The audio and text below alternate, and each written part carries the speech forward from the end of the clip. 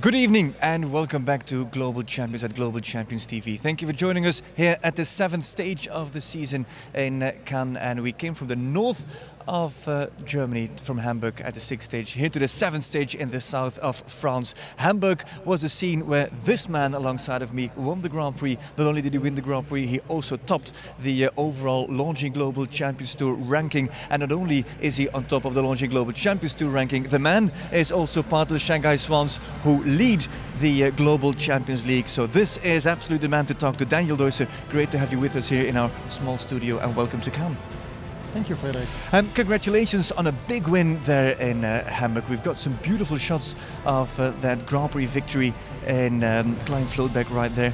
Tell us about it. It was a four-man jump-off. Not many people made it clear through that Grand Prix. How did you walk that Grand Prix? How did you live it? And then a second to go in the jump-off, how did it went for you?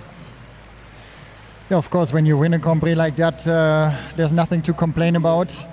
For me, it was, I cannot say a surprise, but it came early for me with that horse. Jasmin van den Bisschop is a very young horse with her 10 years. We worked together only for 6 months. She had a few very good results in lower classes until 150, but basically it was the first Global Champions Tour Grand Prix for her last week, and then she won that one.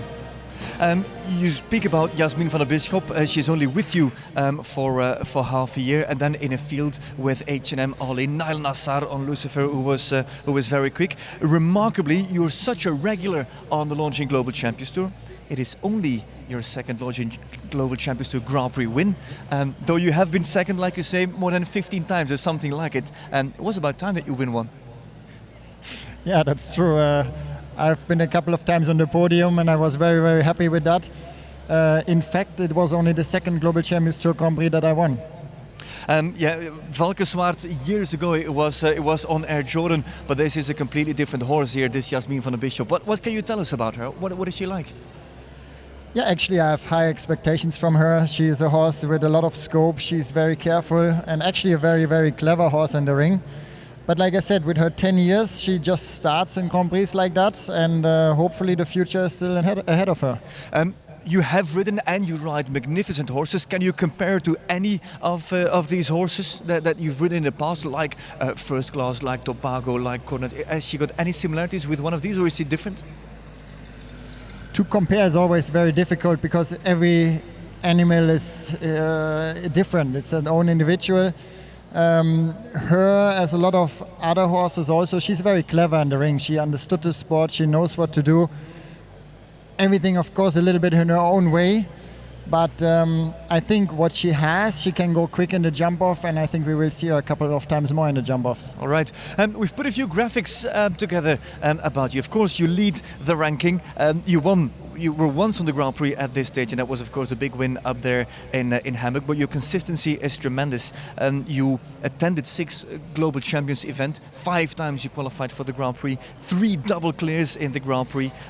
With Callisto Blue, who is your leading horse at the moment, though you won on Jasmin. Before we went on air, you said, wait a minute, why is Jasmin not on there? But it seems that Callisto Blue has given you so far the most clear at this moment. You've turned him out the most, and he's very important also to the team. Yeah, absolutely. Not only for the team, for myself also. Callisto Blue is one of my top horses. His strength is that he's very, very consistent. Doesn't matter if it's a big arena, a small arena, if we are jumping on grass or on sand. Maybe in a jump-off it's easier to go faster with Jasmin compared to Callisto. But like you said, he jumped also already 3 times double clear in the Grand Prix, and he's definitely my #1 horse this weekend. Can you tell us more about that? Because I remember the Grand Prix in Madrid. You were clear in the Grand Prix. You went into the jump-off. It was a fast jump-off, but we saw you on purpose riding much slower than we'd expect you to. Why was that? I think it's a bit because of the character of Callisto. He always wants to go very fast. My job is it actually to slow him down a little bit. In that specific situation in Madrid, it was very long ways. We had already somebody in the lead who was very, very fast, who could leave strides out in a straight line. And that day I just felt I couldn't do the same, so I went for a clear round. All right. Daniel, you won in Hamburg. you lead the Longines Global Champions Tour ranking, but there's another thing. The Shanghai Swans, you guys and the whole team are amazingly strong. There we've got it standing. Shanghai Swans are leading that team. Remarkably, you've been on that team already for 3 years. You've seen the team develop, you've seen the team grow. How do you see that development of the team over those 3 seasons? Definitely, the Shanghai Swans got stronger and stronger every year. Talking about this year, we are in the lead right now. We have a very strong team this year. We're only halfway, or not even halfway in the season, so a lot of things can change, and of course every event is counting. But in my mind, I have a little bit the feeling that at the end of the season there is a possibility that we are still in front. Why would that be? Just because of the riders, of the horses. We have a strong under 25 rider. We have, except that, 4 very strong combinations with very strong horses. A lot of horses we can swap in between, and I think that's very important in that long season.